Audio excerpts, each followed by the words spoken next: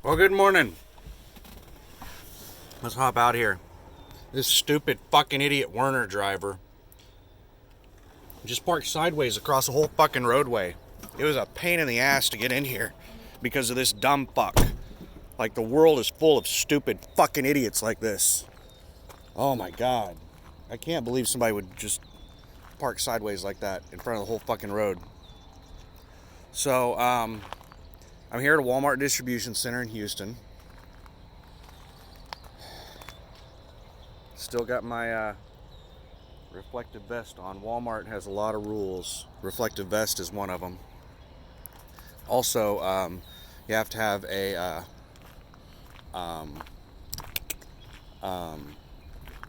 mask right now.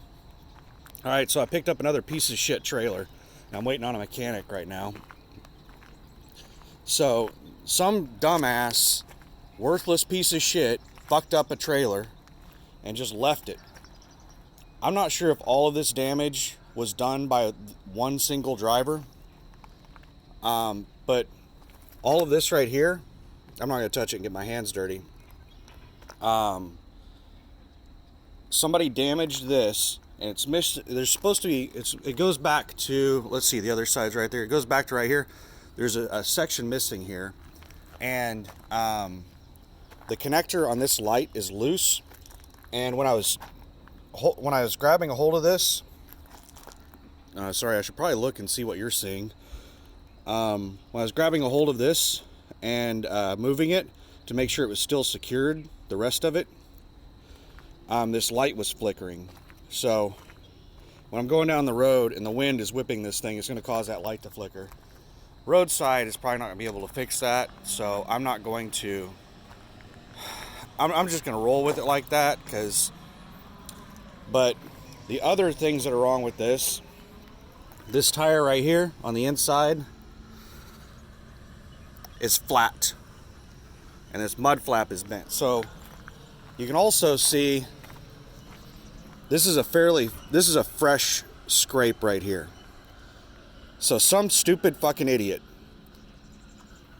did something where they got into a position where they hit something, like they were trying to back into something, and they hit this mud flap.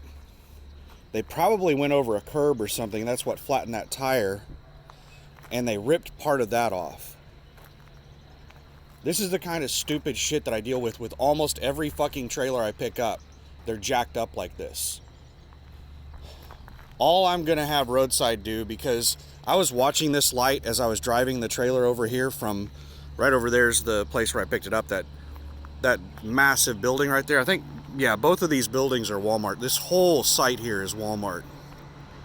I picked it up over that building, and this is the main entrance. They told me that I could, they told me this was the best spot to have a mechanic work on it.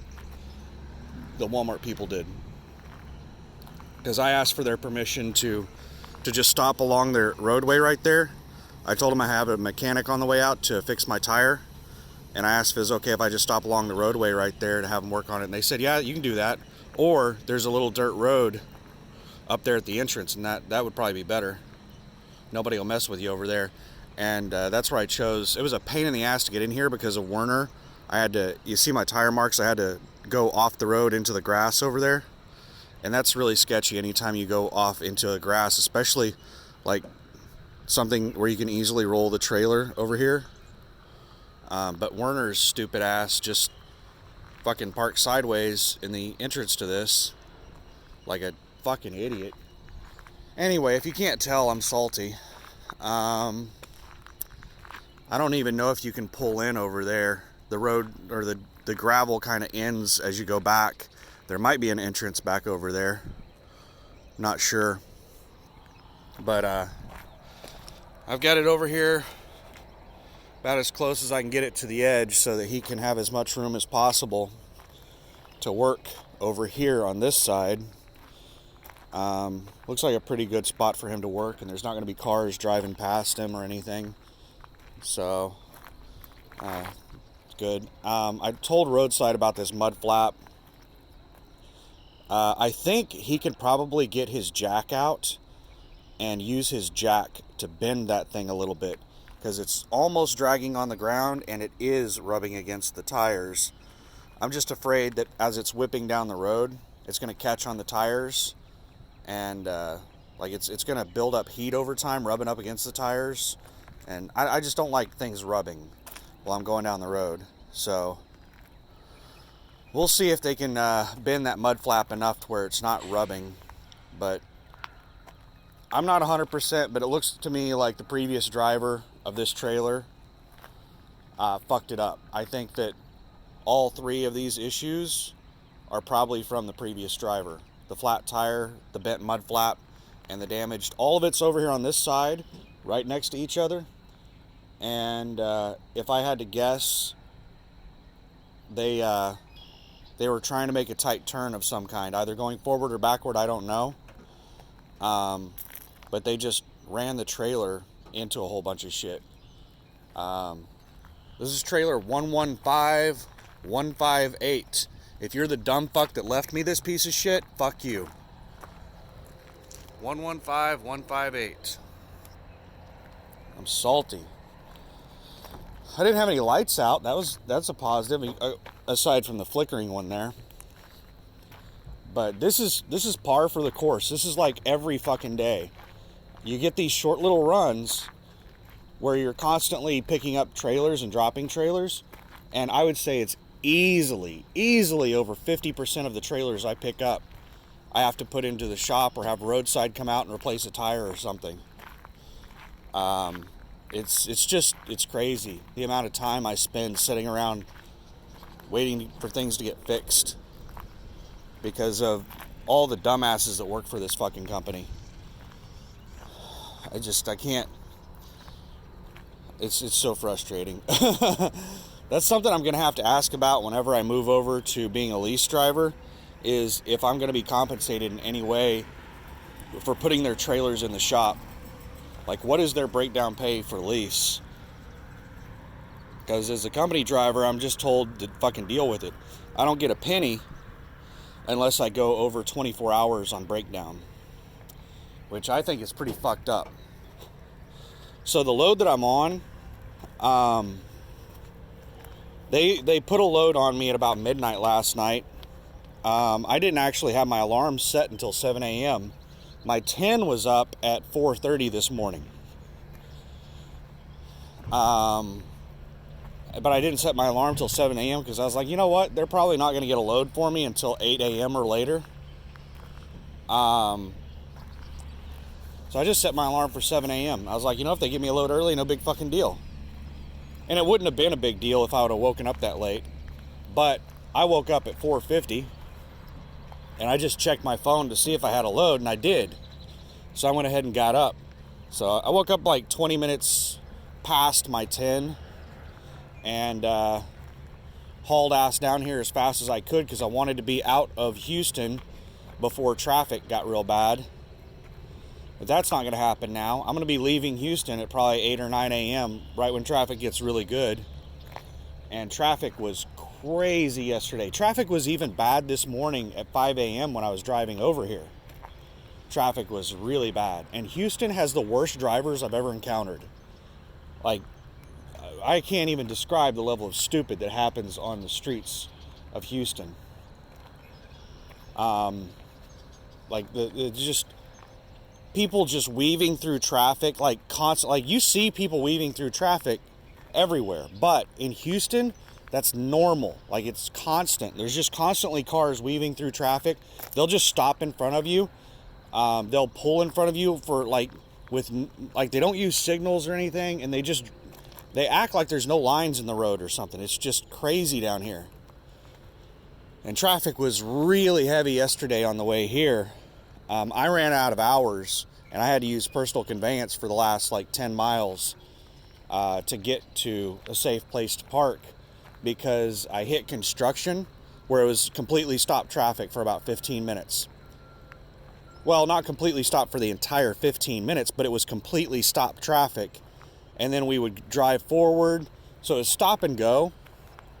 And what it was construction, went down to one lane, and then it opened back up to 2 lanes.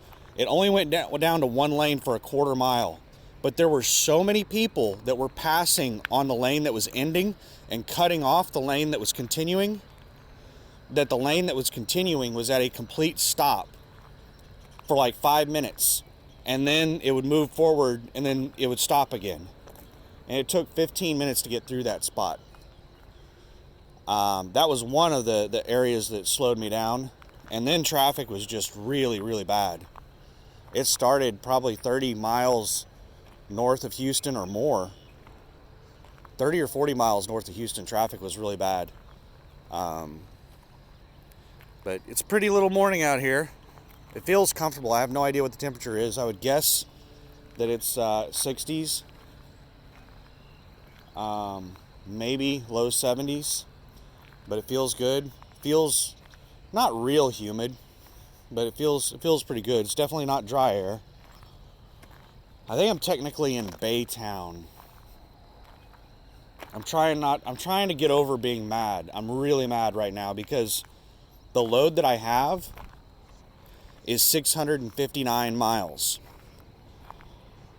And it's estimated to take 11 hours and 18 minutes to do it. Which means that if I bust my ass, I might be able to do this in a single driving window. Or I might have to do it and, I'm going to make it like 20 or 30 miles from the destination and have to stop and take a 10. So I'm trying to do it in a single driving shift, but the world is working against me right now. Dumb fucks dropping trailers like this. Oh man, I wish there were repercussions for drivers dropping trailers like this, but there isn't. There's no repercussions. This was something that when I was with my trainer Miguel, for the first 30 days when I started with the company, I was with a trainer. This was something that he was complaining about all the time too. Like every other trailer we would pick up, we would have to put into the shop for a tire or a light being out. And he said that he's complained about it. He's been with the company for 15 years. And he said that he has been trying to get something, like some type of write-up or something to happen to drivers who drop trailers like that. And he said that they won't do anything about it. I think they're just so fucking desperate for drivers over here that they won't do anything to like upset the drivers. They're terrified of drivers quitting. So they just let drivers get away with the most ridiculous shit. It's just, I don't know, it's really, really frustrating. I'm going to be pushing my 14 again. I'm pushing my 14 every day because I have to put something into the shop almost every day, or I'm delayed by something almost every day. So I'm always running against my 14. I'm rarely ever running against my drive time. So I'm going to be sitting here. They told me 90 minutes, but he just made that shit up off the top of his head because I was giving him the information. I basically gave him the information, trailer number, where the tire is located and stuff like that. And he said, all right, they'll be out there in about 90 minutes. He didn't call anybody. He didn't check on anything. He just like, that's their standard ETA that they give out. So I have no idea how long it's going to take for somebody to get here. But like, I'm on the edge of Houston. It's not like I'm out in the middle of fucking nowhere. So it shouldn't take very long for somebody to get out here. And these roadside tire people are usually better than the mechanics at a lot of these shops. I think they only send their best mechanics out on roadside repairs because they're out here all by themselves and they don't have any kind of support. So they only send the good ones out on this stuff. But every roadside mechanic I've dealt with on a tire repair has been really good. They're fast and they're good. So I suspect I'm going to get that mud flap fixed and the tire fixed pretty quick once it gets out here. And I don't think I'm going to even mention the light issue. It's flickering just a little bit. Probably not going to happen until I'm going down the interstate. See how much movement there is in that. There's some of the things that hold it in place are broken inside there. I'm not sure if you can see it. I'll just hold that in there. But you see that brace right there? That one's not connected. It's ripped off. This one is, this whole section is missing right here. But this thing's going to be whipping pretty good when I'm going down the road. And when I was doing this right here, when I was, tapping it like that right there, when I was doing the light check, that light was flickering really bad. So, I don't know if there's, I don't know. I'm so like, I'm almost to the point where I don't even, like, I just expect it. Because it is well over 50%. I wish I were keeping track of it so I could give you an exact percentage. But I would say it's easily over 50% of the trailers I pick up. They have to be repaired. So that's quite easily 2 hours. Pretty much 2 hours minimum that it's going to put me back to have something like this repaired. But let's quit bitching about that for a minute. Let's talk about the load that I'm going on. And I'm not really watching the camera to see what you're looking at. I'm just kind of holding it, so I apologize. The bit rate is so low, you probably can't see anything anyway. Video quality is shit. But yeah, I really like 35 megabyte videos that are, 30 or 40 minute long videos, only like 30 or 40 megabytes, versus a 20-minute video is 4 gigs if I have the quality set up. So if you want pictures of Houston, look them up online. So this load is, it was 23 miles empty. I stayed overnight at a Mesilla Valley Transportation drop yard. We apparently have some kind of contract with them where we're allowed to stay at their drop yards. We use their drop yards. So I stayed there for the night, and I drove 23 miles from there to here, picked up this trailer, and I'm taking this to Bentonville, Arkansas, which I think that's Walmart's corporate headquarters. So that's probably going to be like the biggest Walmart distribution center, or the fanciest one or something. I don't know. I think Bentonville's their corporate headquarters. Not sure. But it's, what is it? It's 650 something miles on the trip. I might be able to do it all today. If I remember correctly on the load plan, whenever I was given this load, I could pick up the load at any time and I could deliver it at any time. I don't have to wait for the delivery window. I'm already within the pickup and delivery window. So I can just drive it straight there as soon as I can. So that would be pretty sweet to get there and deliver it. And then be able to pick something up after my 10. And roll hard from there. So Bentonville, I hope they don't do some stupid shit where they just tell me to drive home from Bentonville, because I'm due for home time. My next load should be taking me home after this.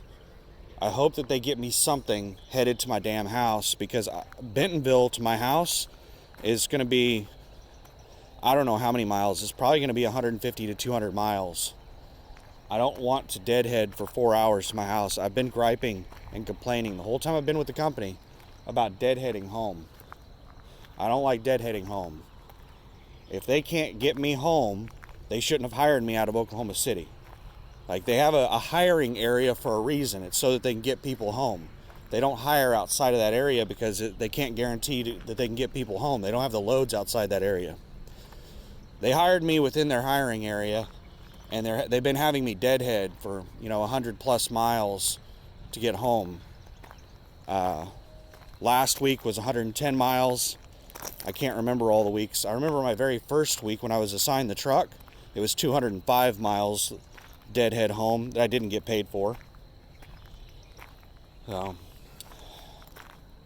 I don't know. I complained to my driver manager about it. I complained to the driver advocate. I complained to the operations manager. and all three of them tell me the same thing. It's company policy that the company does not pay to get you home. So, and they all keep telling me that, you know, I should be happy that they let me even drive the truck home instead of parking it at the nearest terminal and making me use my own personal vehicle to get home. Well, the nearest fucking terminal is West Memphis, Arkansas. It's like 500 miles away from my house. So yeah, I wouldn't be working here for very long if they pulled some stupid shit like that. They don't have a drop yard in Oklahoma City or anything. So whenever I go for home time, I have to pay to park the trailer. And then I drive the tractor to my house. I can't park a trailer at my house. I'm not even technically supposed to park a tractor. Commercial vehicle parking is not allowed in my neighborhood overnight.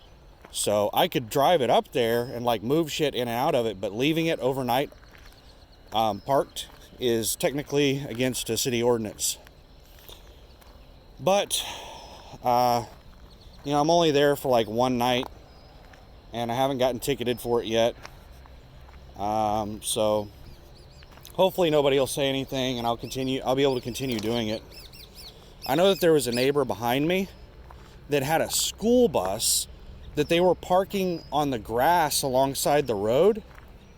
Like, they weren't parking it on the side of the road. They were parking it, they drove it up over the curb onto the grass and parked it alongside my back fence.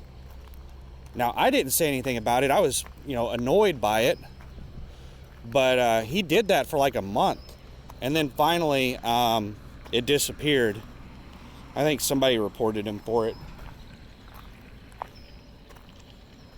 But I think I'm going to go in and I'm going to do some trip planning. They have me filling up at a Flying J on I-45, not too far from here. I'm going to be really, really frustrated if I have to adjust my route and like backtrack to get to this fuel stop, because I'm already like within a couple of minutes of being able to do this load in a single day. But it's listed as I-45 in Houston. Now Houston is south of me and I need to go north. I'm in Baytown or something like that. So I'm really not wanting to look at it because I think I'm going to get really mad, because I think I'm going to have to drive in the opposite direction to get to my fuel stop. And I don't get paid for that. I hope it's not the case, but I can't imagine how I'm going to be able to fuel up in a Flying J in Houston whenever, maybe I'm south of Houston. I'm not 100% sure where I'm at. I've never had to go out of route to fuel up. So I hope they don't start doing that shit now. But if they see some amazing fuel price, they may have me drive a little ways out of route to fuel up. But I think that's what I'm going to go do now, is trip plan and figure out how I'm going to get up to Bentonville, Arkansas. It's going to be a lot of backwoods country roads. There's some decent turnpikes through eastern Oklahoma. But I think, just off the top of my head, I can't remember. I want to say Bentonville. I know Bentonville. Well, I don't know. I think Bentonville is in the northwest Arkansas. It's basically straight east of Tulsa. I think what I'll end up doing is taking 75 up, 75 and maybe 69. Or I don't know. I'll take it up to I-40.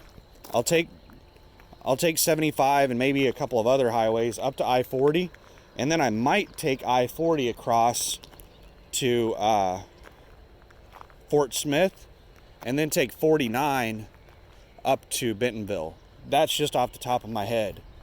But that's what I'm going to go do right now, is trip plan and figure out how I'm going to do this, how I'm going to get this here, or how I'm going to get it there, and figure out if it's even possible to do it in my my window that I have. And if it's not, then I'll just casually drive it up there instead of running my ass off trying to save every second that I can That's what I've been doing right now, is trying to save every second I can. Like using yard move instead of driving in the, when I was driving around. This place is massive. Speed limit is 15. And yard move with USA Truck only goes to 10 miles per hour. Once you go over 10 miles per hour, it automatically puts you on the drive line. So it's really frustrating to try to use yard move because you have to go like 8 miles an hour, which is half this fucking speed limit of almost every one of these warehouses and distribution centers. And these things, like this one, is massive. So driving 8 miles an hour, it can take a long time to maneuver around in here. So yeah, it's either eat up my 14 going 8 miles an hour, or burn up my drive time driving at a decent speed around the place. So I've been trying to save as much of my drive time as possible, but we'll see. All right, I'm gonna end it there. I'm gonna go trip plan. I hope you're having a good day. Have fun, all that good stuff.